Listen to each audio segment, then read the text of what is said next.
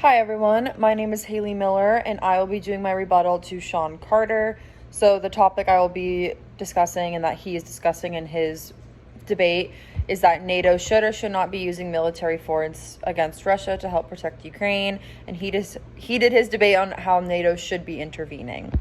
So, one of his first points he said was that after the collapse of the Soviet Union, Russia and the US and other countries signed the Budapest Memorandum, which is agreeing to respect Ukraine territorial sovereignty. And since 2014, the United States has provided Ukraine with $3 billion in reform and military assistance and $3 billion in loan guarantees. So this shows us how the U.S. has helped Ukraine in the past without military assistance, and especially $3 billion, which is a lot of money. So going back to the point about the Budapest memorandum that he stated, U.S. officials told their Ukrainian counterparts that Russia was to violate them and the U.S. would take a strong interest and respond. This isn't a good argument because it is a completely different alliance than NATO itself. So there's no reason to really discuss this because it's a different alliance. So NATO currently consists of 30 members, including 28 European states and 2 outside of Europe, including the US and Canada. That's just a little background information. And their fundamental goal is to safeguard the Allies' freedom and security by political and military means. It is the practical means through which the security of North America and Europe are permanently tied together. And NATO enlargement has furthered the U.S. goal of a Europe whole, free, and at peace. So unlike the Budapest Memorandum that was discussed, NATO has even more members and more alliances. So if the U.S. got involved with Ukraine or NATO in general, our allies would be pulled into this war as well.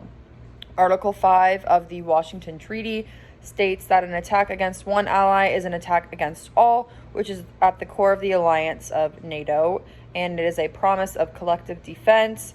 So if the U.S. was brought into this, or NATO in general, Ukraine is not a part of NATO, and this would definitely cause conflict with Russia.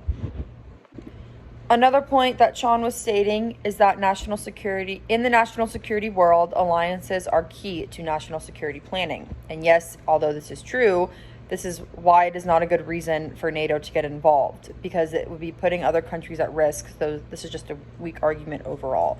Alliances do prevent war, and NATO is a strong alliance system that is trying to avoid the war in Ukraine. So one of Sean's last arguments is if we allow this illegal war to continue, the nuclear plant along with 3 others in the country are at being bombed, which can lead to a nuclear tragedy. So in an article by the Washington Post, nuclear experts say that spent fuel pools, transmission lines, and backup diesel power are weak points because they have not been targeted yet in battle.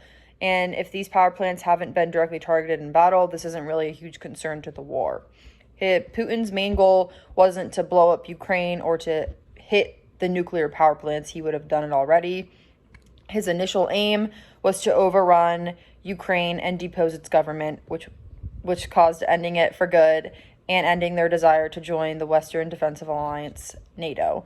And if Putin's main goal was to end Ukraine's desire to join NATO, why would it be a good idea for NATO to help Ukraine, putting all the other alliances at risk? So I hope everybody enjoyed my rebuttal. So to conclude my point, NATO's actions are defensive and designed not to provoke conflict, but to prevent conflict. The alliance has a responsibility to make sure that this war between Russia and Ukraine does not escalate any further and go beyond Ukraine, because this would be even more dangerous for other countries, because if they were to go into any other borders, then those countries would have to get involved. So there are many ways to help Ukraine and to help the war itself, but NATO getting involved is not one of them.